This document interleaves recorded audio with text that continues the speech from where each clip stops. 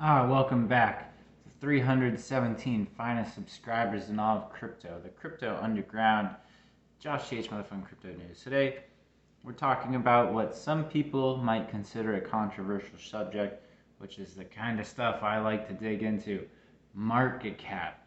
Some people say it doesn't matter at all. A lot of people think market cap is everything and like a metric you can broadly apply across the crypto space to rank and compare coins, when it's really not that simple. Other people would say it's a vanity metric. Other people would go as far as say it means literally nothing because all that matters is price. But in my opinion, it is somewhere in the middle, and it's only like a metric you should take given some caveats and considerations and stuff like that. Now, I don't have the answer of exactly how we should compare coins, and should we use like a basket of metrics and then rank them that way. I mean, in the end, does ranking really matter? And in some ways it does.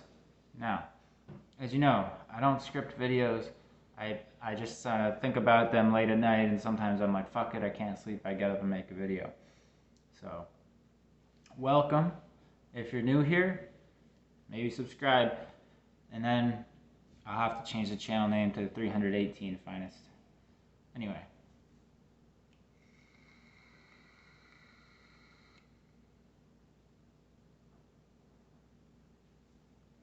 So the reason people say market cap doesn't matter is because it can be easily, I guess spoofed might be a word, because anyone could create a coin. Now this is a classic example. Anyone could create a coin with a trillion supply and sell one to their buddy for $10, and they could list the coin, they could put liquidity out for it at $10, so you'd have a $10 coin with a trillion supply, and you'd have a $10 trillion coin. Now obviously, if you've only sold one, that's kind of bullshit and means nothing. On the other hand, if you have something like Bitcoin, which is a bit more distributed, it does mean something, because you can get a grasp for how big it is. And yeah, so distribution matters, liquidity matters, like activity matters.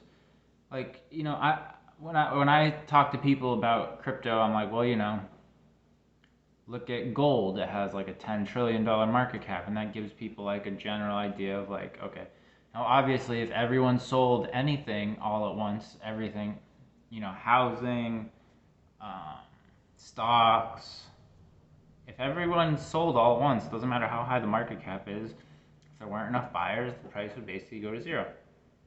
It's just how it works. But on the other hand, it does matter because, if take even the trillion market cap, $10 trillion market cap coin, would you buy that? Even if the price seems to be going up, would you buy that? No, because it's already worth 10 trillion and no one gives a shit about it.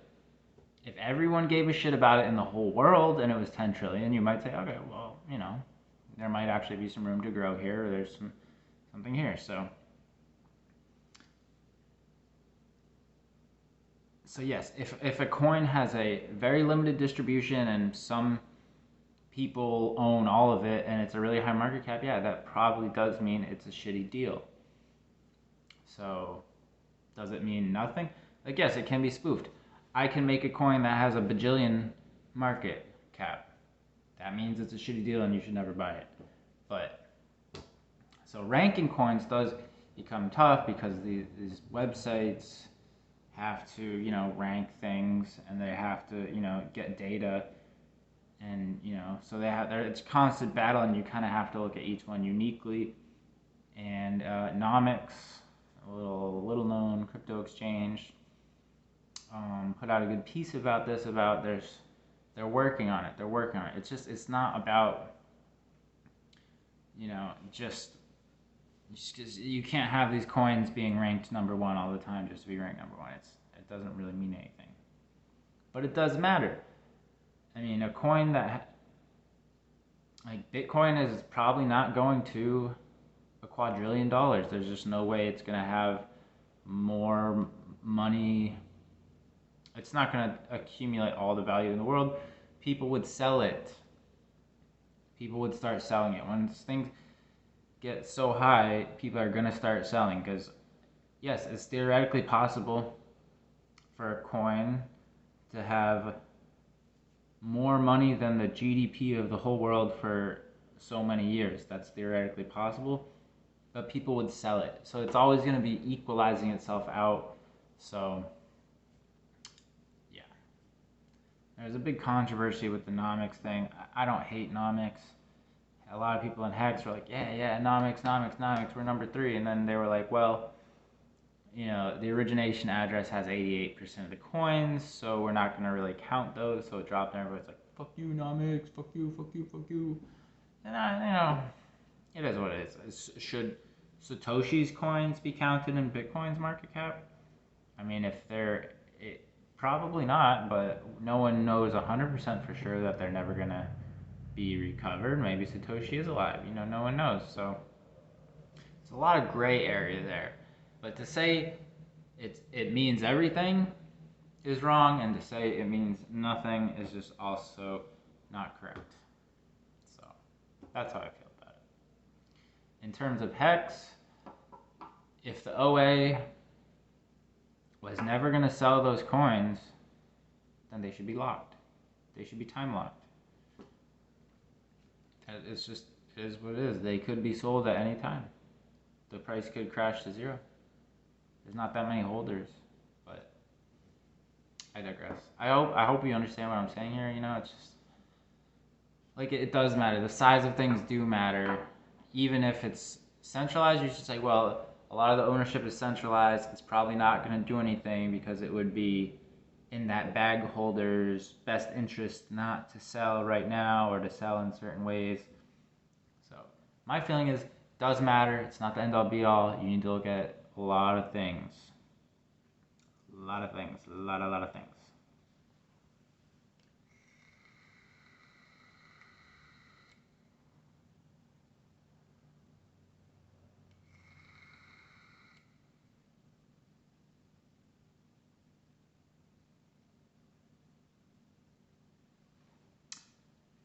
And the thing with crypto is like you can't even you can't just look at liquidity, because one person could spoof all the liquidity. That's why rug pulls always, this is a little bit of a tangent, that's why rug pulls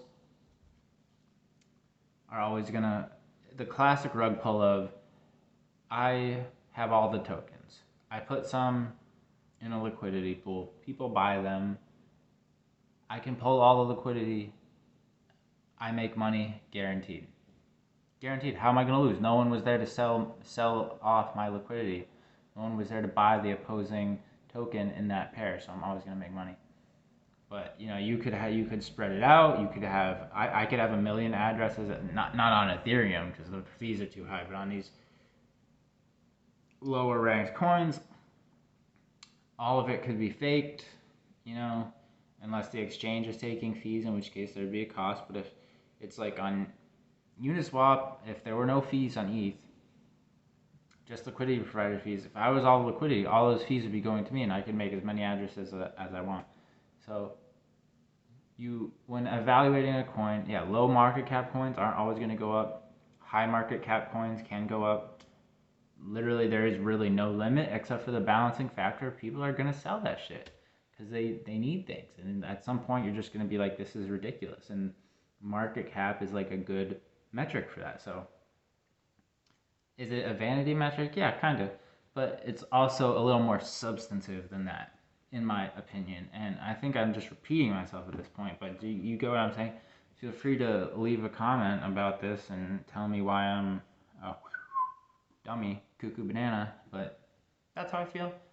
You're not really going to change my mind. I've been thinking about this for a while, so yeah.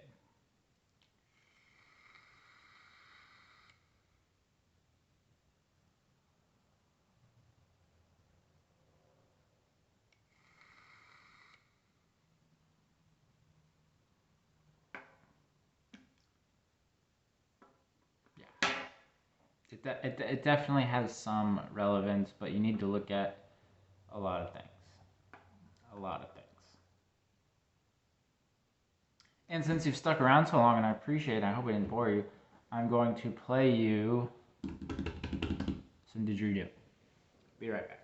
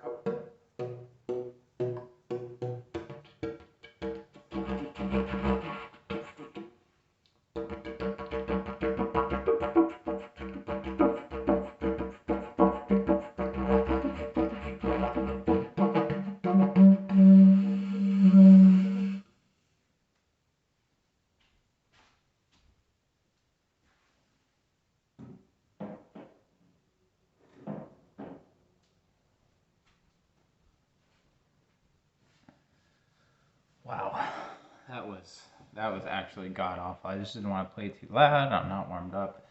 So that was god awful. God, that was awful. If you want to hear some actually good didgeridoo playing, look up Zalem, or that's Zalem. Good like beatbox didgeridoo. Or if you want to hear some really good technically like pure didgeridoo mastery, look up Dubravko Lepang. I'm truly sorry about how bad that was.